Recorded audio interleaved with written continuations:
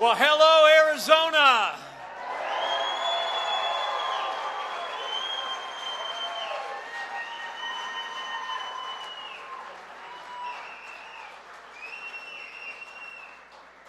To Officer Justin Harris, to all the incredible men and women of the Arizona Police Association and all of their supporters, and especially their families. To Governor Ducey, Senator McSally, distinguished guests, my fellow Americans, it is great to be back in the Grand Canyon State with Cops for Trump.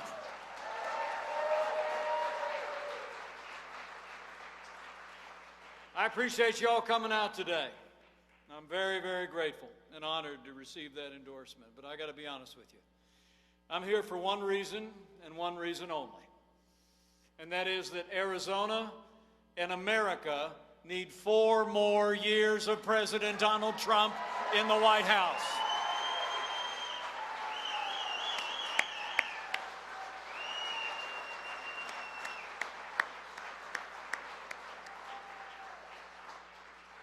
It really is great to be here with so many great friends and so many great friends of law enforcement. It's also a real privilege for me to be here with a man I actually knew before he had the job he currently holds here in Arizona. He's literally emerged as one of the best governors in America. He's seen this economy grow. He's seen your schools improve. And he's led this great state through trying times over the last many months. Would you join me in thanking Governor Doug Ducey for his leadership and his unwavering support of law enforcement across Arizona?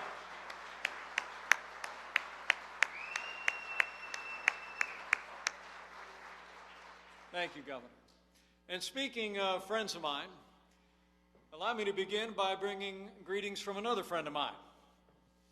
When I told him last night that I was headed to the Grand Canyon State, to be honest with you, I thought he sounded just a little bit jealous. But let me bring greetings and gratitude for today's endorsement from a man who's been a champion for law and order every day of this administration. I bring greetings from the 45th President of the United States of America, President Donald Trump.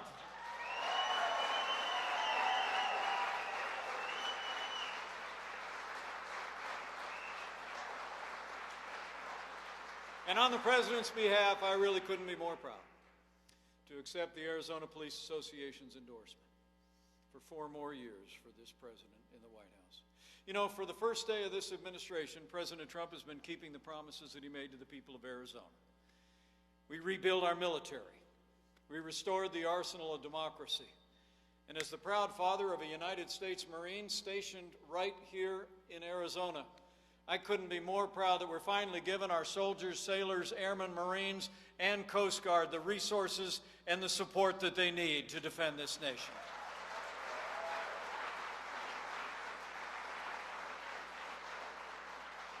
I mean, this president has actually signed the largest increases in our national defense since the days of Ronald Reagan.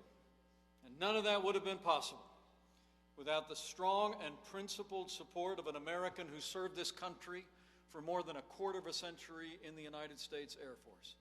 She made history there as the first female fighter pilot ever to fly in combat. For her support for our troops, for her support for our national security, for her support for law enforcement here at home, we need to send Senator Martha McSally back to Washington, D.C., and I'm honored that she's with us today.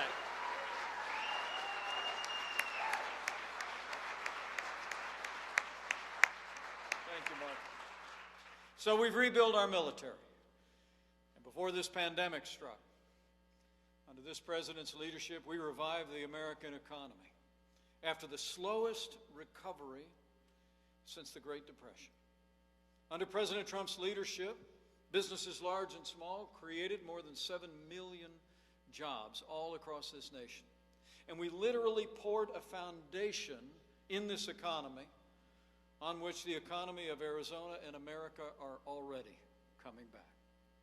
We also supported the rule of law and the right to life.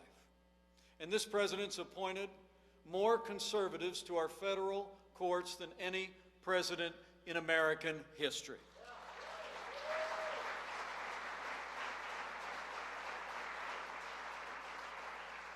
So we've stood for the rule of law, and we've stood without apology for the men and women who serve in the uniform of law enforcement at every level. With this president, this administration, that senator, and that governor, we'll always back the blue.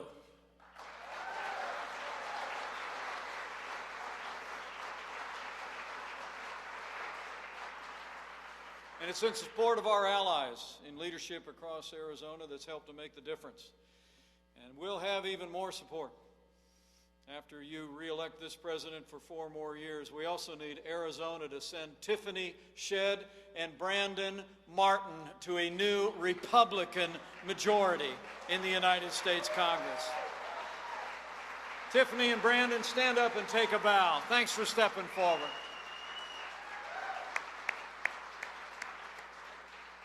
So for all he's done and for all we have yet to do, we need 4 more years of President Donald Trump in the White House.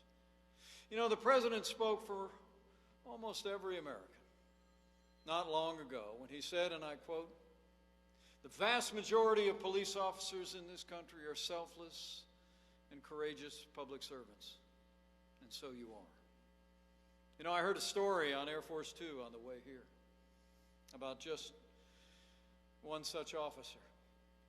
It was a stabbing that happened here in Tucson, and the officer arrived on the scene, and the victim pointed out the suspect. I heard the officer chased after the suspect, caught him as he was climbing a fence, then the suspect turned, shot him, and escaped.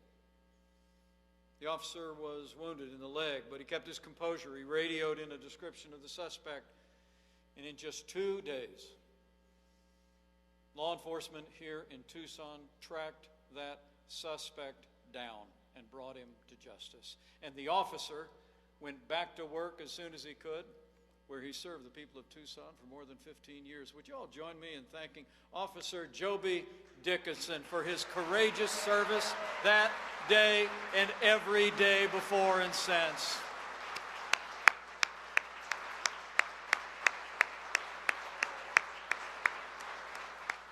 Thank you, Joby.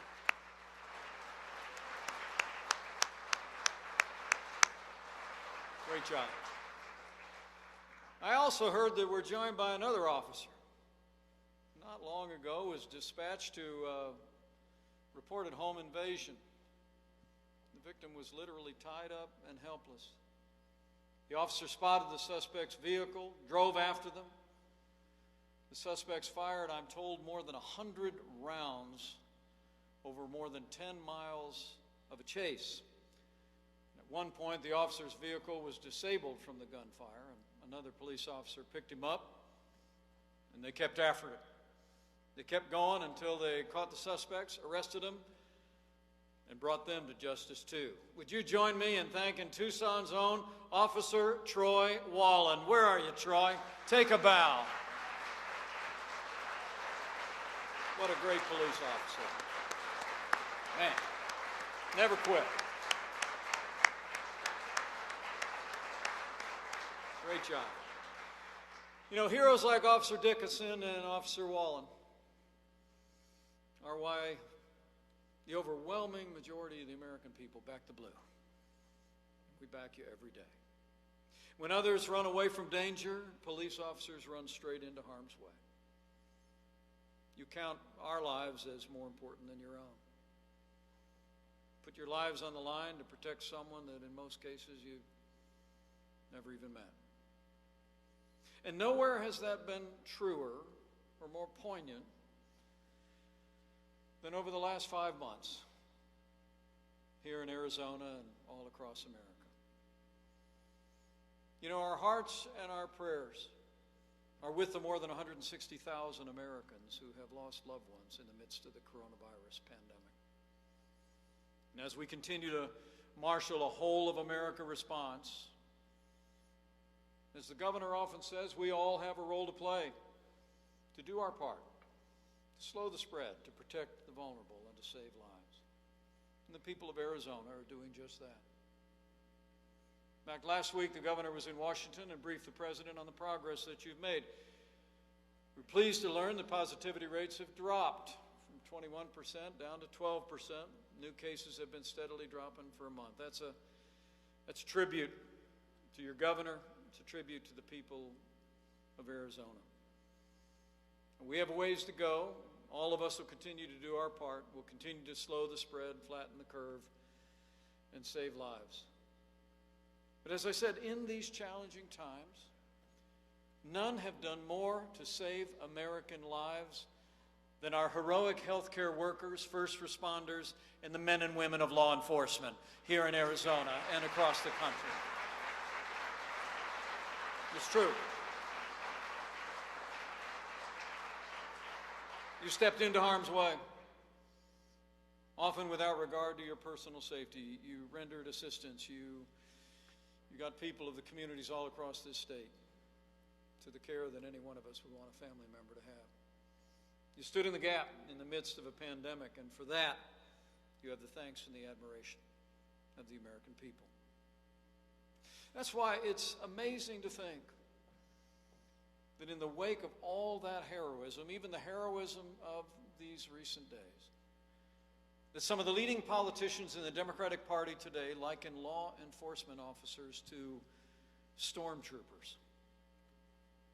Joe Biden said not long ago that well-armed police become, in his words, the enemy when confronting lawlessness in our streets. Well, I want to assure you that your president, your vice president, and the overwhelming majority of the American people know that the men and women of law enforcement are the best people in this country. Law enforcement isn't the problem. Law enforcement is the solution.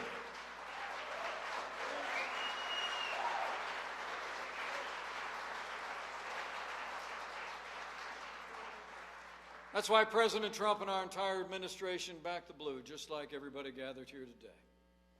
And we're going to stand with the men and women who serve on the thin blue line every single day. I mean, you are literally what separates order from chaos. I mean, security is the foundation of our prosperity. So it's been you who've worn the uniform, who've strapped on a sidearm, who've kissed your families goodbye in the morning and walked out into that squad car or to walk that beat. It's you who've made the freest and most prosperous nation in the history of the world possible. You make it possible for this nation to thrive and to prosper, and in these challenging times, to recover, and for every American to be able to live in the peace and security that every citizen in this nation so richly deserves. So my fellow Americans, we are passing through a time of testing. But I'm here today because we will soon come to a time for choosing. And the choice in this election has never been clearer. The stakes have never been higher. It really is a choice between freedom and opportunity versus socialism and decline. I mean, Joe Biden and the radical left offer a path starkly different from the path that President Trump set our nation on 3.5 years ago, where we've cut taxes across the board for working families, businesses, and family farms and ranchers. Joe Biden would actually raise taxes by $4 trillion in the midst of a global pandemic. Where President Trump has cut more federal red tape than any president in American history, Joe Biden plans to bury our economy under an avalanche of red tape, stifling American jobs. And Joe Biden even has a $2 trillion plan to abolish fossil fuels. But we're not going to let it happen.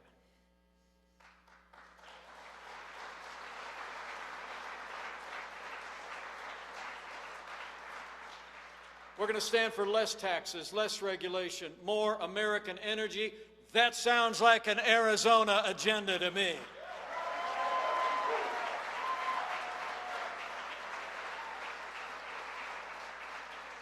It hasn't just been about jobs, it's been about values. President Trump, I'm proud to say, has not only stood for the rule of law, but he stood for the sanctity of human life. And Joe Biden,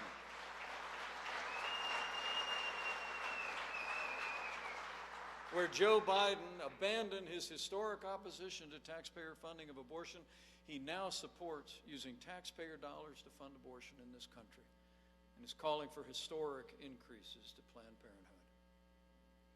And maybe worst of all, as we gather today at Cops for Trump here in Arizona, Joe Biden believes that America, in his words, is, quote, systemically racist, and that law enforcement has again, I quote, an implicit bias against minorities. Where President Trump has supported the men and women of law enforcement every day, Joe Biden and the radical left say that we have to choose between supporting our police or supporting all the families of our communities. Well, I think the people of Arizona know different. The American people know we don't have to choose between supporting law enforcement and supporting our African American neighbors. We can do both. We have done both, and we're going to keep doing both for 4 more years.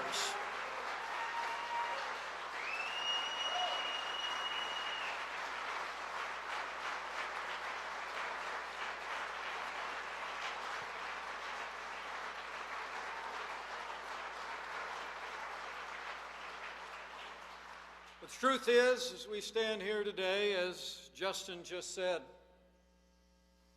cities across the country, there are people that think they have to make that choice and are making the wrong choice. In cities across the country, you have elected officials that are stepping away from support for law enforcement, believing that they have to choose between supporting the men and women who protect the community and supporting families in the community. I just heard that Minneapolis has already begun dismantling their police department. In New York City, Mayor de Blasio actually cut the NYPD budget by $1 billion. And on Monday of this week, the Seattle City Council actually approved millions of dollars in budget cuts to the police department, after watching rioters and anarchists take over part of their city for more than 3 weeks. And when Joe Biden was asked if he would support cutting funding to law enforcement, he replied, yes, absolutely. You know, amid efforts to defund police across this country, cities are struggling with rising crime rates. You know, history teaches that weakness arouses evil. And as we see major cities stepping away from support for law enforcement, buying into the agenda of the radical left, we're also seeing crime rise in those very same cities across the nation. Just this past weekend alone, we had 40 people shot in Chicago.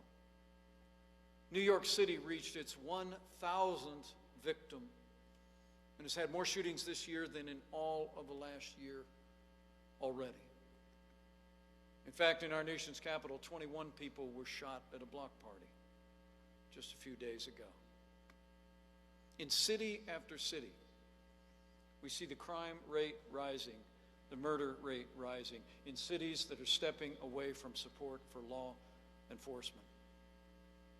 And for the sake of those families, in every major city in this land, men and women of Arizona, this has got to stop. We must restore law and order to the streets of our communities for every American of every race and creed and color, and this we will do.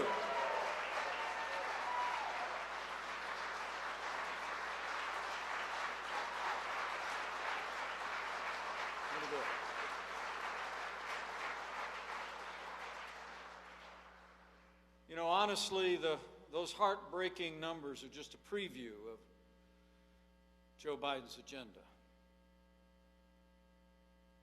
The Truth is, you won't be safe in Joe Biden's America. After years of plummeting crime rates under President Trump,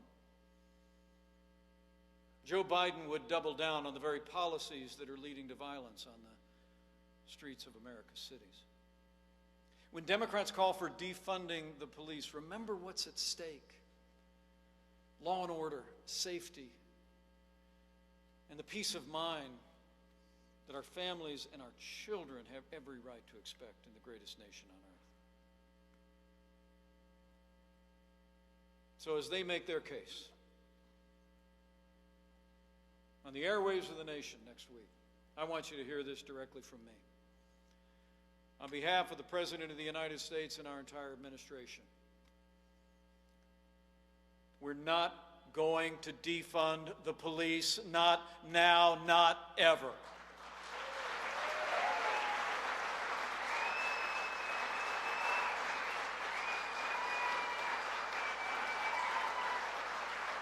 We're going to back the blue.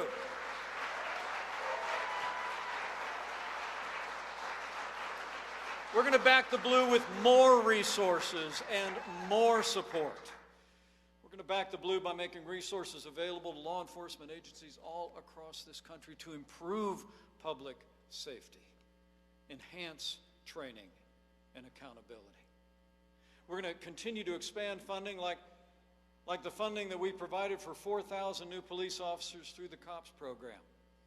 And as the President announced a month ago, by making resources available to departments across the country. We're just going to help law enforcement officers get better trained to do their job in the most difficult circumstances. You know, all of you gathered here know, especially those of you wearing a uniform, no one hates bad cops more than good cops. Now, there's no excuse for what happened to George Floyd in Minneapolis, and justice will be served. But there's also no excuse for rioting and looting and the arson that took place in the days that followed.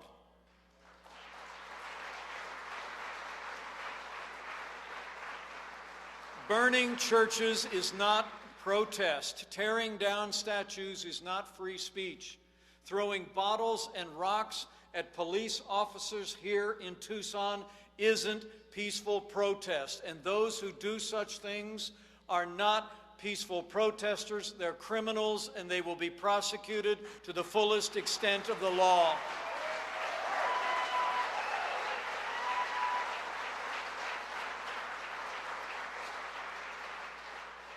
While Joe Biden and the Democratic Party continue to coddle the radical left, from our nation's capital to Portland to cities across the country, President Trump is taking action to restore law and order. Just last month at the White House, the President announced what we call Operation Legend. It's a surge of federal law enforcement officers into our hardest hit cities.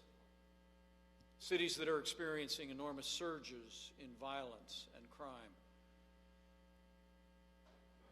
due to misgovernance and also due to the drive for defunding by the radical left. The operation is actually named after a little boy, a 4-year-old African-American boy named Legend Taliaferro. Last month, little Legend was gunned down while sleeping in his home in Kansas City, Missouri. That 4-year-old boy had spent the night before building a pillow fort with his dad. And when he was shot, he was sleeping in the fort he and his dad had made. When police arrived on the scene, they rushed him to the hospital, but it was too late. And little Legend died of his injuries. With the launch of Operation Legend, I promise you, little Legend will not have died in vain.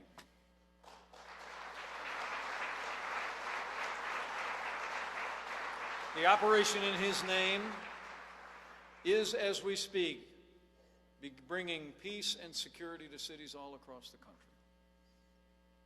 You know, when his mom heard about the operation and the surge of forces, and even heard of some of the criticism, his mom said, quote, "If you're against that, maybe you need to reevaluate."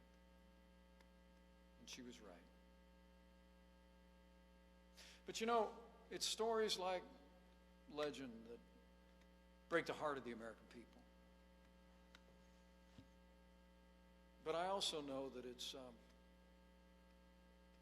little ones like Legend and like his family, community in which he lived, that drew those of you who wear the uniform of law enforcement into service. Because law enforcement isn't an occupation so much as it's a calling. I never talked to a police officer that didn't speak of it just that way. It's a selfless calling. To count others as more important than yourself. It's a calling to protect the vulnerable. To stand the watch. And it's a calling that is born more of the heart than of the mind. And every police officer I've ever spoken to about why they serve made it clear.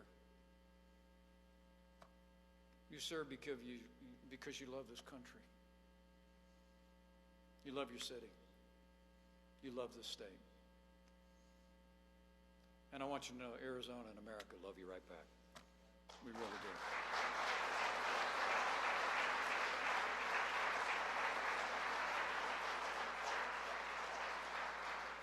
As President Trump said, we may come from different backgrounds, but we're united in our desire to ensure peace and the dignity of all Americans. And you in law enforcement are the instrument of securing that for every American, every background, every walk of life. So for all you do on behalf of a grateful nation, I promise you, we'll always have your back. This president, this vice president, this administration will always back the blue.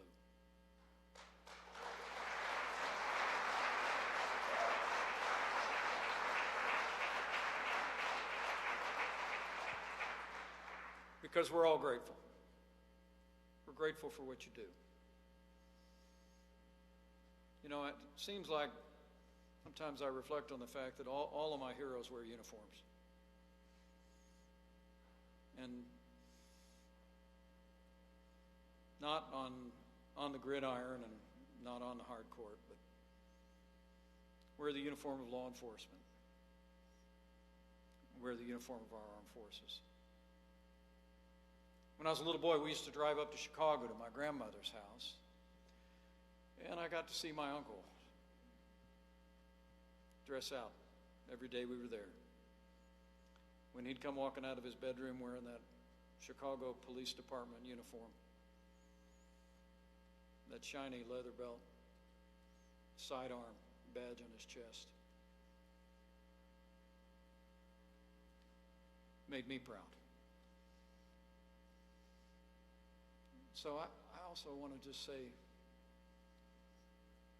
we're grateful to each and every one of you that wear the uniform. But would you tell your families? We're just as grateful for them.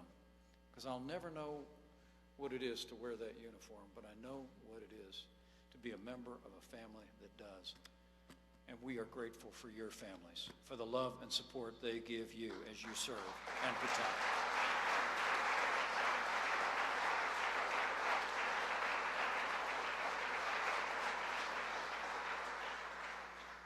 So, on behalf of your president and all of the grateful American people, I'm here to say thanks. I know you have the gratitude and respect of this nation. You see it when you're walking a beat, when you stop in and get a cup of coffee, when you bump into people in the drugstore, at the grocery store, at church or synagogue or your place of worship. People show you that respect. I know you feel it every day. despite what happens in the public debate or on the airways of television. I know here on the streets of Tucson, all across Arizona, you feel that gratitude. But I also hope you feel one other thing. I hope as you go out the door in the morning, those of you that wear the uniform, I hope you know that I believe with all my heart that you are carried into service every day by the prayers of millions of people who pray for you, who pray for your safety, and pray for your service every single day. It's true. I mean, this is a nation of faith. I hear people speak about it every day, everywhere I go, and I don't ever want you to doubt. As you put on that uniform, you do not go alone.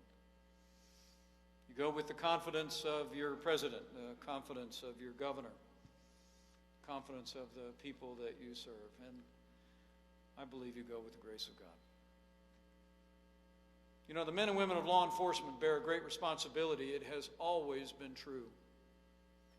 The Bible reminds us that there's no authority except that which God has established, and each one of you who protect and serve are, as the good book says, servants for good,